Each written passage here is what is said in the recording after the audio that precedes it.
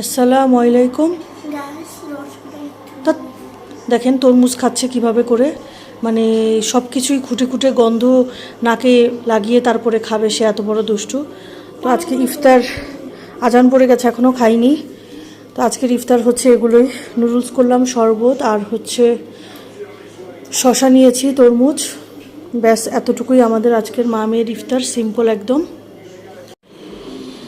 একটু চা নিয়ে বসলাম, নামাজ টামাজ শেষ, এখন একটু রান্না করতে যাব। আর এই দুষ্টুটা দেখেন নুডলসটা রেখে ভেঙে গেছে, সে খায়নি। একটু নুডলস দিয়েছিলাম, 1-2 চামচ খেয়ে বলতে স্যার খাবে না। এই হচ্ছে এই দুষ্টুটার খাওয়ার অবস্থা। চা খেয়ে তারপরে একটু এনার্জি নিয়ে রান্না করতে আসলাম। তো এখানে আজকে ডাটা দিয়ে ইলিশ মাছ দিয়ে রান্না করছি। ইয়েস, কি বাবা? আর এখানে ভর্তা করব, তো ডিম ভর্তা করার জন্য রেডি করে নিয়েছি। আর এখানে হচ্ছে টমেটো ভর্তা করব, টমেটোটাকেও একটু সেদ্ধ করে নিলাম, মানে হচ্ছে টমেটো চাটনি করব আর কি, অনেকে চাটনি বলে, ভর্তা বলে, হলো একটা আর কি। ভর্তা হয়ে গেল। আর এই দুষ্টু সাভারটা আমাকে ঘ্যান ঘ্যান করে মাথা ধরিয়ে দিচ্ছে, তাকে নিয়ে একটু বাইরে যেতে হবে।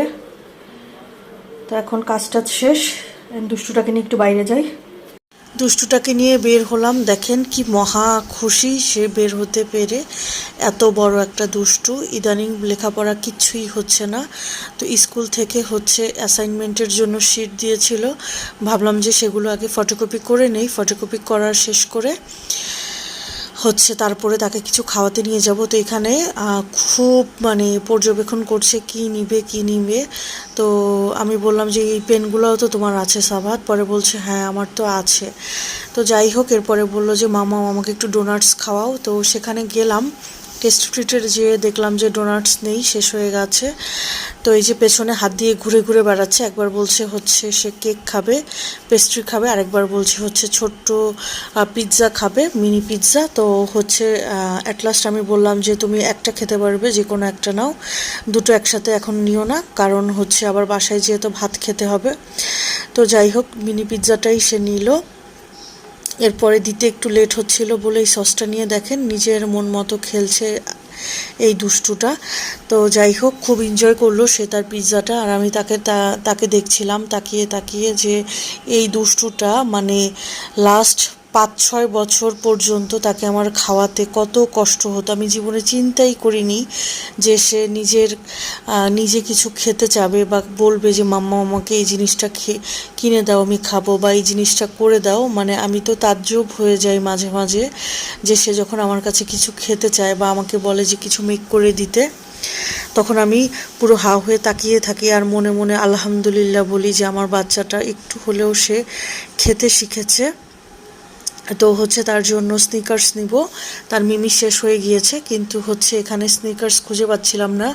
মা আমি খুব খোঁজাখুঁজি করলাম, এরপরে খোঁজাখুঁজি করে না পেয়ে তার জন্য হচ্ছে কিটক্যাট নিয়ে নিলাম, ওনাদের স্নিকার্সটা শেষ হয়ে গিয়েছে।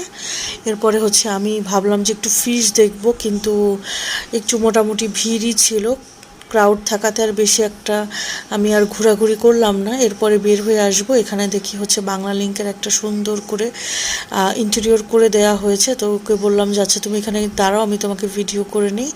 এরপরে হচ্ছে আর একটু বাইরের সাইডে আসলাম, স্ট্রিট ফুড যেখানে বসে সেখানে এসে এখানে দেখলাম যে কি পাওয়া যাচ্ছে। চিকেন চাপ আছে, তারপরে বিভিন্ন রোল করা আছে, কিন্তু আমার আসলে এগুলো ভালো লাগছিল না যেহেতু অতিরিক্ত অয়েলি ছিল। এরপর এখানে দেখলাম যে হচ্ছে ফ্রাইড রাইস করছে, তো মামাকে বললাম যে মামা একটা ফ্রাইড রাইস দেন, আমরা দুজনে খাবো।